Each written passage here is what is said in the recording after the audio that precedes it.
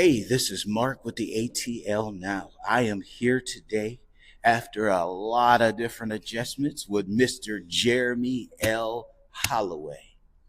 I appreciate your patience with us. I appreciate your flexibility. Um, but we're going to sit down, ladies and gentlemen, and we're going to have a conversation with this young man. We're going to learn a little bit about what he's all about, his history, his business concepts, what he does in social media world and things like that. Jeremy, how are you doing today? I'm doing great. Thanks for having me. Good, good, good. Tell Atlanta what this is all about. Tell them, introduce yourself or reintroduce yourself to Atlanta, to the Metro Atlanta, and also to the world. Reintroduce yourself to them, please, today. Well, I'm Jeremy L. Holloway, entertainer, actor, Yeah. author. Uh, just recently moved to Atlanta, maybe a few years ago, and I'm trying to, build up a community where a lot of people can be able to finally get to a place where they can be themselves. If they make any sense. That makes a lot of sense. Yeah. Yeah, I could only imagine the challenge that you face, but you appear to be a man that's up for challenges. I'll give you that one right there. So, when you said you want to create a community where people can be themselves, Yes. what do you mean by that? I learned in my growth as becoming a man myself that I had to figure out what it was to be who I am. Because Yes. society kind of tell you what men should do, what women should do. Yes. But that doesn't fall into place for every single person. You have to find what makes you tick, what makes you operate. And I want to get more people to identify with who they are so they can be themselves and achieve that mental state of happiness. That's loaded. Okay, how we gonna slice that one today? I guess first question,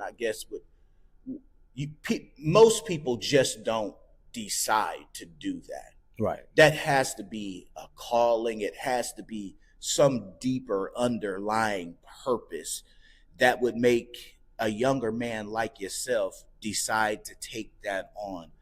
What happened? What got you into that? Well, I went through a traumatic situation with in my past relationship, and doing a deep dive into like what happened. I didn't want to take the road of it's her, and it was like, Yes. what could I have done better? Why did I believe that I was that in love with her? Why did I go to the lengths that I went to just to be with this woman? And once I realized, I made up a lot of different things in my mind that wasn't there. And then I identify like, you're not that great of a guy, but you think you are. So the person that I think I am, she's not seeing. So anytime it was a situation, anytime it was a problem, I tried to make sure that, in the moment that she knew I reacted because you did this. And I realized that how I see myself is not how they see me. So once I got to a place in my life where I had to really figure out who I was, that's when I really achieved happiness and understood what people I actually see from me. Brother, I'm just It's a lot of accountability. That's what it is. You said that word right there. Yeah. Accountability. And see, a lot of folks want to pass that responsibility on to someone else. But to be able to accept, it sounds like you spent a lot of time studying yourself, working on yourself, paying attention to yourself. Right. Instead of projecting upon someone else, you spent that time, you put that work in to find out what is Jeremy L. Holloway all about. Right. And you didn't want to sell yourself short to yourself. Absolutely. And then to her. Right. Right. So what got you going in that specific direction then? Well, honestly, like I started to write journals because as an actor, I was taking acting classes, and one of the things that I was taught, I was taking TSAW, which is Tasha Smith acting course, her workshop, and it was a thing where she was like, write down whatever you're thinking, write down how you feel, because I didn't know how to articulate how I felt. So I just started to write it down. And when I started to write it down, that turned into me doing skits. And when I started doing the skits, it was simply to talk to my ex-girlfriend through the skit to let her know that I understand now what she was saying. Yes. And the first serious skit I did 14 million views in a week, which was a hard thing to do back then. This is for TikTok. This was a hard thing to go viral like that. And I went from what, like 20,000 followers to like 100 and some thousand followers. And I kept it going. It turned to millions of followers. I just wanted, once I realized how many people resonated with it, it was like, so we're all experiencing the same thing. So I figured, like, but why was I experiencing it? Okay. Okay. Society was telling me what kind of man I was or how I should be, but it wasn't what suited me, you know? So when I realized so many people are experiencing the same thing, like, man, they've been taught the same thing. So maybe I can help show them how I got through what I went through, and hopefully I can help more people get through what they're going through. Brother, that sounds like, to me, that's a calling. Yeah.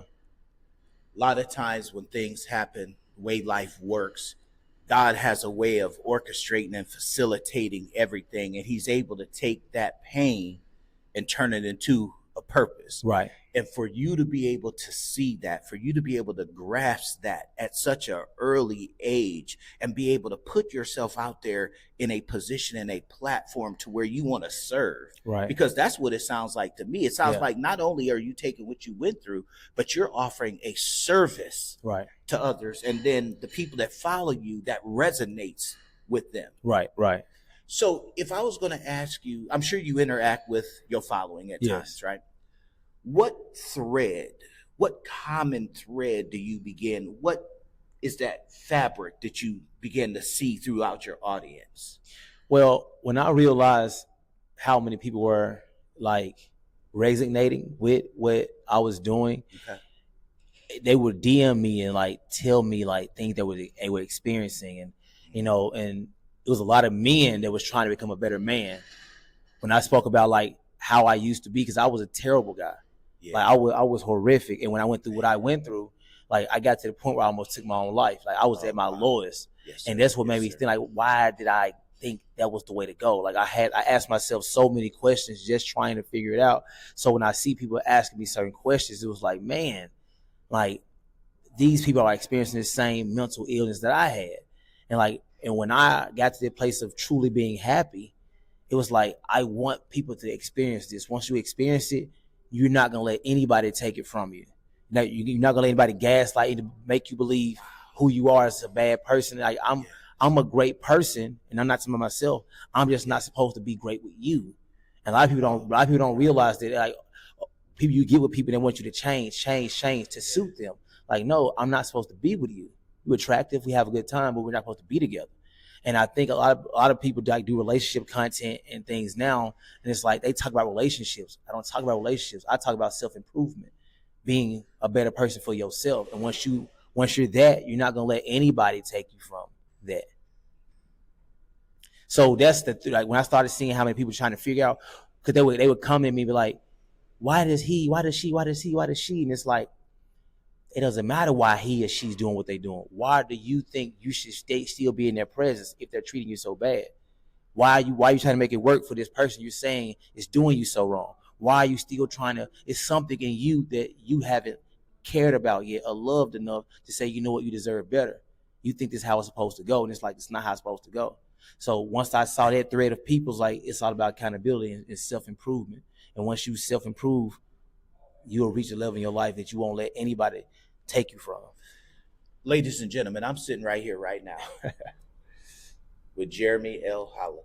Holloway. Holloway, it's all good. I'm speechless, because what this man is talking about is real truth. This is coming from the fiber of his soul. He paid that price for this to get that revelation, to get that kind of wisdom, to get that kind of understanding.